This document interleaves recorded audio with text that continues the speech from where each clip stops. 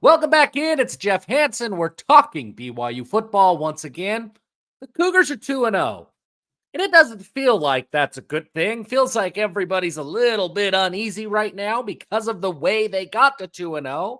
But the Cougars are 2-0. That's a big road win against SMU as an underdog against a Power 4 opponent.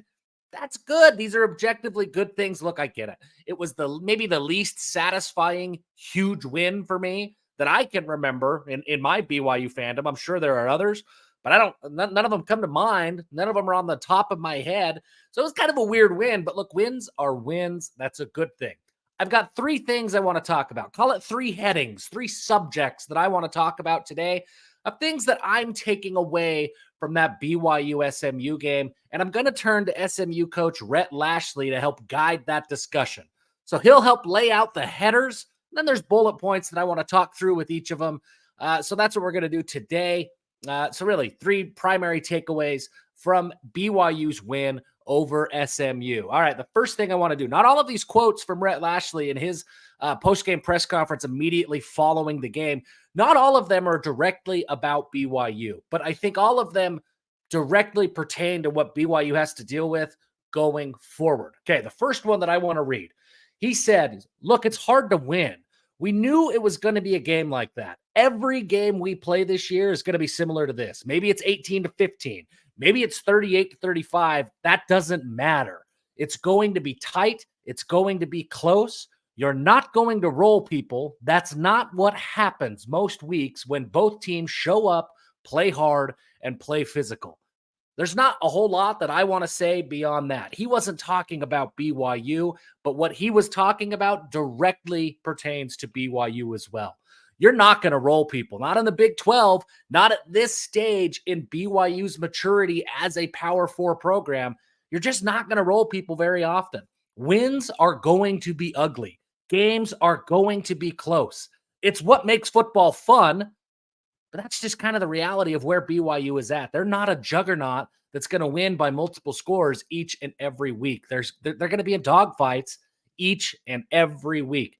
When we talk about this team, I think that this BYU team, and I thought in the preseason, I still think today, I think this team can outperform expectations. The expectations were low. The expectations were 4.5 wins, right? I think BYU can get 6 wins, but teams that are 6-6, those are not juggernaut football teams. Those are not even good football teams sometimes. Those are teams that they just scrimp and they fight and they battle for tough wins, and they get enough of those one-score victories to go their way that they get to enjoy a postseason game. That's where BYU's at. So when I look at this, it was an ugly win, 18-15. Nobody's going to write home and brag about that win. Nobody feels good about 18-15, especially the way that game played out. But I think that that's how BYU's going to have to do it. So we're going to have to get a little comfortable being uncomfortable with some of these games. And I think that Rhett Lashley nailed it on the head. Some weeks it's going to be 18-15. Some weeks it might be 38-35, but it doesn't matter. At the end of the day, do you get that win? Do you make that 1 or 2 extra plays to get the win? It's a team effort. That's just the where BYU is at. They're not going to come in and roll teams. Not in this conference. That's just reality right now. Okay, that's the first high-level thought that I think it's important to set that, to talk about that before we get into the nitty-gritty where we start looking at players and breakdowns and all that good stuff. And yes, we're going to talk about Jake Retzlaff at the quarterback. But before we do, I want to read this quote from Rhett Lashley because it warmed my heart, folks. I felt good. He was asked about how BYU defended each quarterback differently. Remember, they started with Preston Stone, moved to Kevin Jennings, and it seemed like, to this reporter, BYU was doing different things for different quarterbacks. But this is what Rhett Lashley had to say. He said they defended both the same. What they did different was that they didn't play their base defense. They're a 4-down front team, and they played predominantly odd stack a lot of the whole game. They did a lot of odd pressures, and this is my favorite sentence. The first couple of drives, we were a little unsettled because it just wasn't what we prepared for. Ladies and gentlemen, when was the last time that it felt like BYU was the team that surprised the opponent? That they came out in the first quarter and they showed something that the opponent wasn't preparing for. We see that from BYU over the last few years. We've seen it quite a bit on both sides of the ball. And you see it, I guess, in every game, but you don't see it to the point that the head coach of the opponent is calling that out. So kudos to Jay Hill. Kudos to this defensive game plan. It was different. It showed a lot of the versatility that this defense has. I could not be more impressed with the defense. I want to go back to something that I wrote in my preseason magazine this year when I was talking about the SMU game specifically. In the subject, or excuse me, in the section of what is BYU's path to a win. I wrote this back in May, June. I want to just read it word for word because it really is kind of how it came out. And really, I'm wrong so often that I got to, when I'm right, we got to highlight it. This is what I wrote back in May. This game is going to have to be a Jay Hill special. As good as the SMU defense is, and they are very good, it's all about slowing this offense down. We know what BYU's offense is right now. They aren't a team that can get into a shootout where it's first to 50 wins. BYU has to control the ball offensively, bleed the clock, and execute well enough. So the offense will have their assignment, but it's the defense who has to win the game in this one. If Hill can come up with a game plan that confuses Stone and forces him into a turnover or two, great. If the linebackers and defensive linemen can play with the kind of physicality that flexes BYU's P4 muscles, then history says that BYU should be able to prevail. There's a path to a win in this game for the Cougars, but they will have to do it with physicality and a really strong defensive game plan.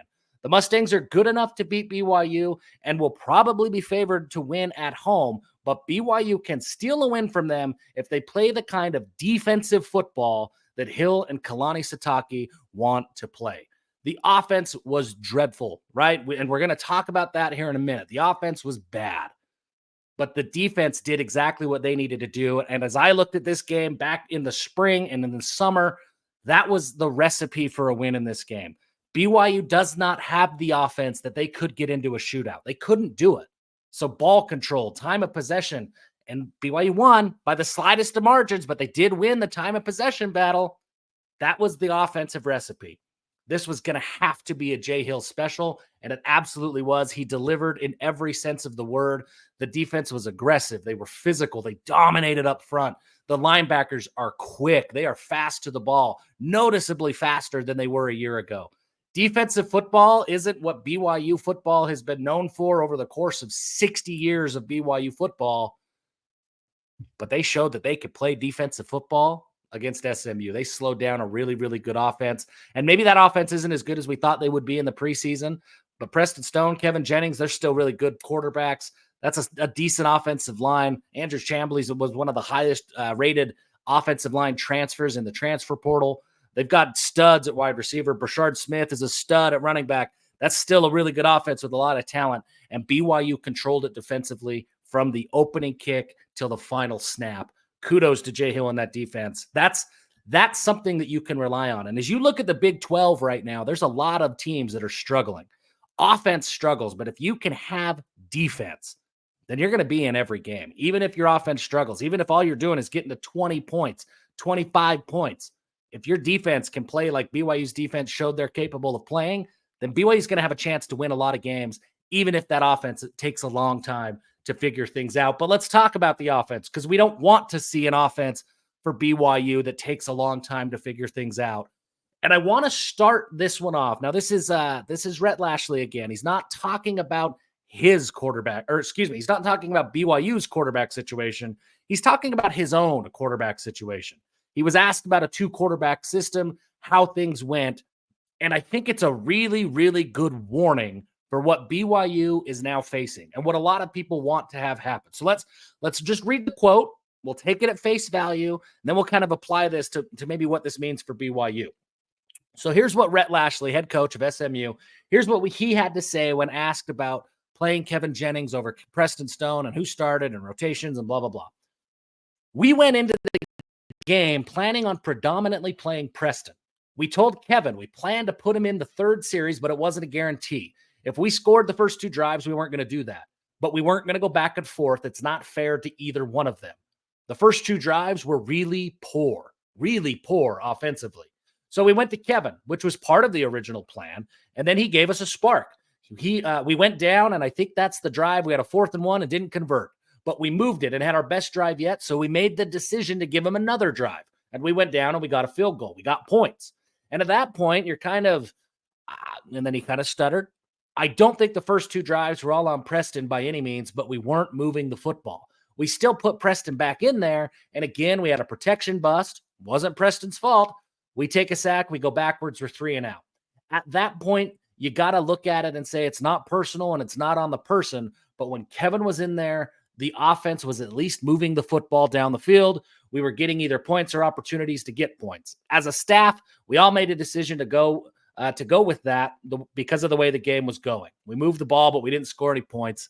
That's how it all unfolded. If that's not a warning for Aaron Roderick, for Fesi Sitake, for Kalani, if that's not a warning for BYU fans, then I don't know what is. They had a game plan that they were planning on playing quarterback A. Preston Stone was going to be the guy. After a couple of bad drives, remember that first quote from Rhett Lashley? A couple of bad drives against a defense that they had not prepared for. After a couple of bad drives, they say, hey, let's go with this guy.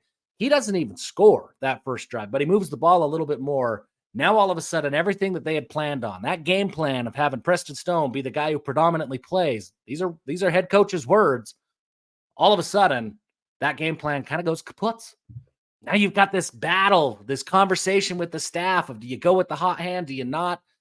That's the danger of that 2-quarterback system. So here we are. Jake Retzlaff did not play well, although unbelievably to most of us, to me, he did play the best. He was the best quarterback in that game. I mean, you look at it statistically by any objective measure, Jake Retzlaff didn't play good, but he did play better than the other 2 quarterbacks. So take that for whatever it's worth. I don't know what it's worth, but it's got to be worth something, right? Jake Retzlaff did not play well. He looked like the Jake Retzlaff that we saw last year.